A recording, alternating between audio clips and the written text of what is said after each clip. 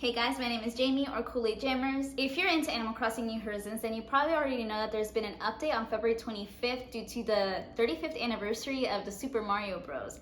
That's exciting. So I knew I wanted to do an Animal Crossing villager for this video. The question was like, who? I was in between two. So I went into my Insta, did a little poll. By the way, my Instagram handle is here. And our reigning winner ended up being Lily! Yay! Yes, clap, clap, clap. Good job, Lily. So yeah, that's who we're going to create today. Stick around to the end. There might be a little twist. I don't know. Who knows? If you like this video, give it a little like, and let's get on with the video.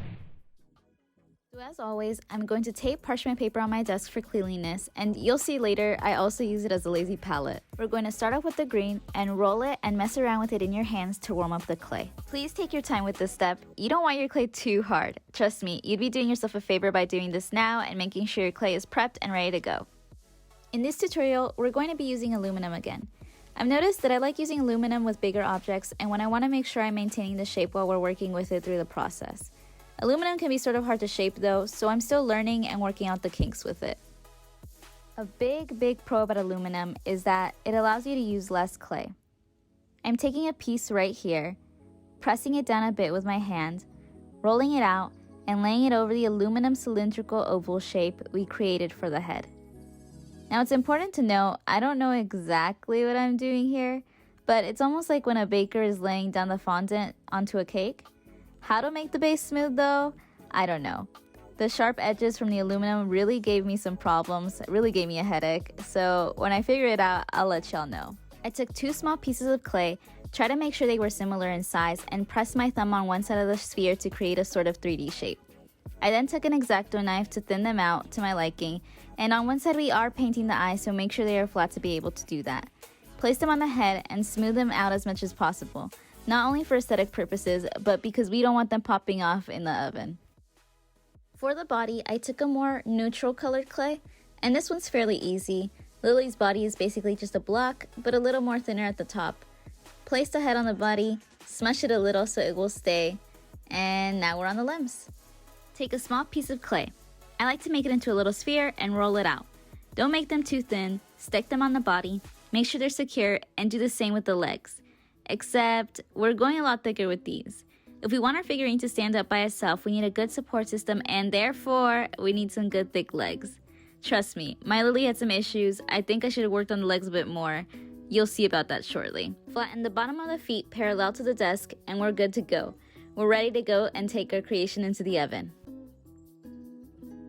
Alright, so somehow I've managed to stand her up and to keep her up. We'll see if this will hold. I'm gonna put her in the oven now, 275 degrees for about 20 minutes. Yeah, let's see if this works.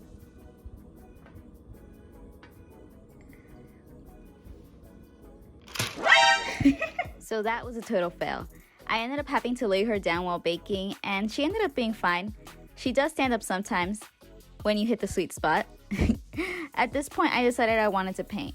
And you might be asking, but Jamie, she's already green. Why are you painting her green? Because I realized and decided that the green I created her with wasn't the same shade of green that Lily was. And that was gonna bother me way too much, so I opted to try it and make her a more similar shade of green. The shade you're seeing here isn't a true white. It's more of a creamy shade of white. And that is going to make all the difference because there are 2 different shades of whites we are going to be using today. Lily is characterized by these huge pink cheeks that are so cute, and that's what you're seeing me do here. Now, I don't know if y'all have noticed. If you're in the art world, then you probably have, but frogs are really popular right now. Like, they're all the rage. They are everywhere. Not that I mind. I think they're adorable, and I've pretty much fallen into the trap of frog supremacy myself. Back to this topic in a bit. Anyways, right now I'm making a darker green by adding black to the green we already have to do the upper lip. Don't worry if it's not exactly even. With all the colors we'll be adding on top of this, it'll be fine. Off camera to the bottom right side, I'm sorry, I'm a bad camera person, I made a brown with a mix of red, yellow, white, and black for the bottom lip. I then mixed in a bit more red to fill in the inside of the mouth, and then used that same mix of brown but added more yellow and a bit more of that creamy white to make a more orange color for the tongue. Back to the topic at hand. Anyways, I don't know if this makes me basic since I've fallen into the trend of frog, but I bought this really cute frog mask and I've already gotten 3 compliments on it from complete strangers. So I'm just saying, frogs are the vibe right now. This is where we're going to pull out a different shade of white. This one is more of a stark basic white, and we're going to use this for the eyes and for the base of her dress. There's this Twitter account called Frog of the Day, and every day, or at least it seems like every day, I get a text from my friend Katie asking me where is her frog of the day. And we've gotten into this cute little habit for I don't know how long now of sending each other frogs and rating them together. Without even knowing, I think this is what probably sucked me into the frog world. So, thanks, Katie. I was going to say this was the hardest part for me here, but no. You'll see pretty soon what was super detail-oriented and hard for me. The good thing about these eyes is that you can always go back with white and basically white out your mistakes. Shockingly, I didn't have to use that here. Don't make a full circle, but leave a little gap and then flick up an eyelash. Get some of the brown that we still have and fill in the inside of the eye, but again, not all of the way. Leave a crescent-shaped gap. Do all of these steps with both of the eyes. Try to make them as similar as possible. So, the dress. The dress was honestly the hardest part for me, when I know it probably shouldn't have. I more than likely just complicated it way too much. And guys, this took so long. The little triangles lining the bottom of the skirt were easy enough, and then you just run a thick line through the middle. But then, it's like you do these little pyramid designs all around, and for some reason that was hard to paint. And then I decided to be more extra and add a metallic dark blue so that it interchanges the shades of blue. But that's not where it ends. I had to make a line going up with a double pyramid and a mess. I'm glad I did it anyways, and I went through that hassle because I ended up liking the way it turned out a lot, but I mean, oh my gosh.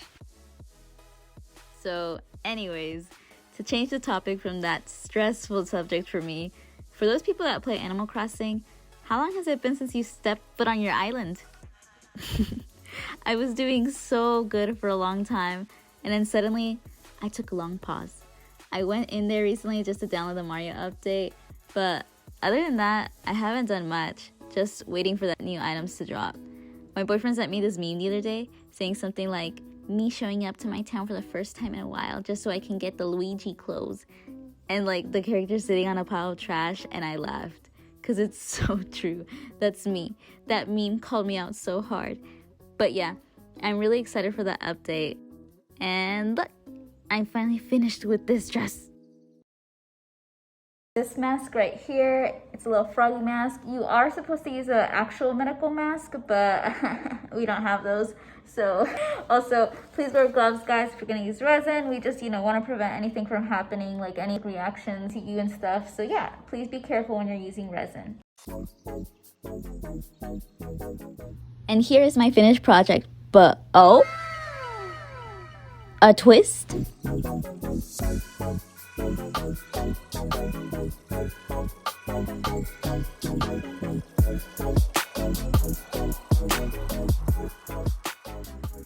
Alright guys, well there you have it. I did 2 versions of Lily the Frog. Her with her original wardrobe, and then a second one that was more like a fun little Princess Peach Lily, just in honor of this update that we're getting soon. Comment down below which one you like better. I know they literally just told us that there's gonna be like a Hello Kitty update soon in late March. So if you want to help me out and pick out a character then, or like for any of my other future videos, then I'll probably be doing more polls. If you want to help me out with that, then go check out my Instagram at cool_ajammers. Check it out, I'll have updates there.